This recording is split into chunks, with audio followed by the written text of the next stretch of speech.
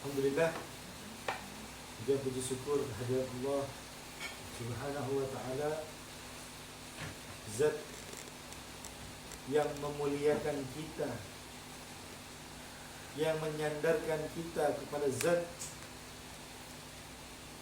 makhluk yang paling mulia, Nabi kita Muhammad sallallahu alaihi wasallam.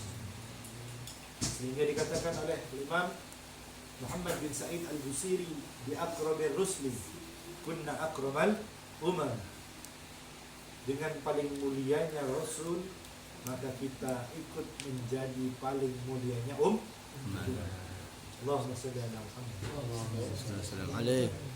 Sebuah nikmat yang begitu besar oleh Allah Subhanahu wa taala, bahkan nikmat tersebut sempat diminta oleh Rasul yang lain.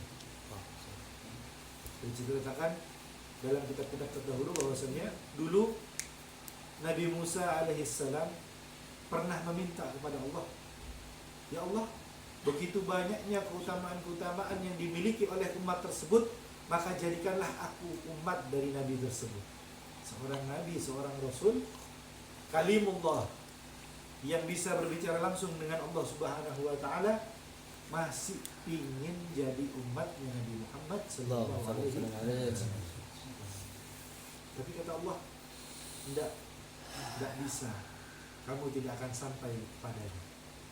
Artinya tidak sempat Nabi itu lahir, Nabi itu diutus, umurnya Nabi Musa sudah diambil oleh Allah Subhanahu wa ta'ala.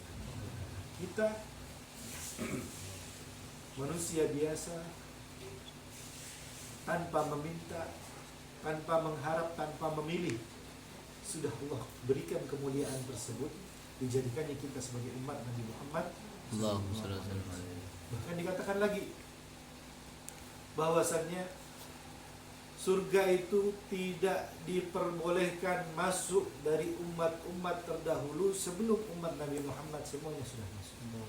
Allahumma shalli ala sayyidina Muhammad. Nikmat yang begitu besar, maka jangan sampai kita kufuri, jangan sampai kita dustakan, dan harus kita bersyukur kepada Allah atas kemuliaan ini. Mudah-mudahan sebagaimana Allah muliakan kita di dunia dengan menjadi umatnya Nabi Muhammad, Allah muliakan juga kita nanti di akhirat dengan berkumpul dengan Nabi Muhammad sallallahu alaihi wasallam. Amin ya rabbal alamin. Selawat serta salam tak lupa kita haturkan kepada junjungan kita Nabi besar Muhammad sallallahu alaihi wasallam, Nabi yang membuat kita menjadi orang-orang yang mulia. Semua yang berhubungan dengan Nabi Muhammad semuanya jadi mulia. Semua yang berhubungan dengan Nabi Muhammad semuanya jadi mulia. Gamis ini sama dipakai juga sama Abi Jahal, Abi Lahab, musuh-musuhnya Allah, musuh-musuhnya Rasulullah, sama. Tapi tatkala baju ini dipakai sama Nabi Muhammad, maka gamis ini jadi mulia. Bahkan yang memakainya dianggap menggunakan sunnah Nabi Muhammad sallallahu alaihi wasallam, karena disandarkan kepada Nabi Muhammad sallallahu alaihi wasallam. Siwak, tahu siwak? Kayu. Apa mulianya kayu? Tidak ada mulianya. Tapi karena kayu tersebut digunakan oleh Nabi Muhammad, maka yang menggunakannya juga mendapatkan pahala karena dianggap mengamalkan sunnahnya Nabi Muhammad sallallahu alaihi wasallam. Maka apapun yang disandarkan kepada Nabi Muhammad semuanya mulia. Semuanya mulia dekat Nabi Muhammad sallallahu alaihi wasallam. Maka kita sudah diberikan kemuliaan oleh Allah sebagai umat Nabi Muhammad, tambah kemuliaan tersebut dengan cara adakan, hadirkan Nabi Muhammad di hati kita. Terus gerakkan lisan kita, terus tanamkan kecintaan dalam hati kita bahwasanya kita betul-betul cinta kepada Nabi Muhammad. Kita akan semakin mulia, baik di hadapan Allah, di hadapan Rasulullah, ataupun di hadapan manusia alam semesta. Dibuktikan kepada seorang sahabiah, sahabat perempuan dari Nabi Muhammad SAW, yang beliau ini begitu cintanya sama Nabi Muhammad, begitu sayangnya sama Nabi Muhammad, begitu rindunya sama Nabi Muhammad, sampai-sampai selalu aja dia ini ingin hadir ke majelisnya Rasul SAW. Maka suatu ketika dia berizin kepada suaminya, wahai suamiku, izinkan aku hadir ke masjidnya Nabi, ke majelisnya Nabi, agar aku bisa mendengar suara beliau, agar aku bisa mendengar mutiara-mutiara hikmah dari beliau, hukum-hukumnya Allah dari beliau. Maka katanya Rasul, maka kata suaminya, baik, aku izinkan. Begitu cintanya, langsung dia ini bergegas keluar menuju masjidnya Nabi Muhammad SAW. Di pertengahan jalan dia bertemu dengan sahabat Nabi yang masih muda. Ditanya perempuan tersebut, ya Hurmah, aina qasduki? Mau kemana kamu pergi? Maka dijawab, aku ingin mendatangi masjidnya Rasul Sallallahu Alaihi Wasallam. Ditanya lagi, apakah kamu mencintai Rasulullah? Ya, aku begitu mencintai Rasul Sallallahu Alaihi Wasallam. Maka sama pemuda tadi dikatakan, jika kamu benar-benar cinta sama Rasulullah, buka nikobmu, buka cadarmu.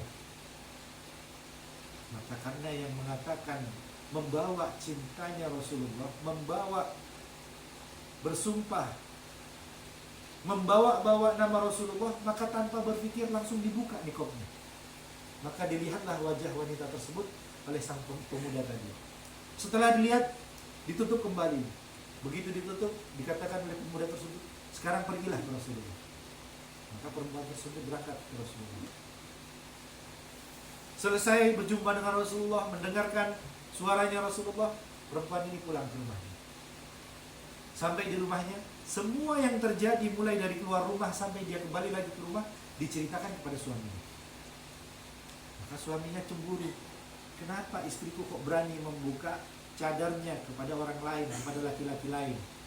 Ini harus diuji, harus dicoba apakah betul dia itu melakukan itu karena cintanya kepada Rasulullah, ataukah dia cuma ingin memamerkan wajahnya pada laki-laki lain.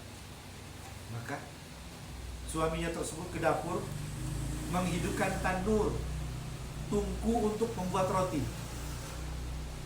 Begitu dihidupkan, dipanggil istrinya, wahai istriku, kemarilah. Maka suami istri tadi datang dan suami berkata, jika kamu benar-benar cinta kepada Nabi Muhammad, masuklah kamu ke tungku ini.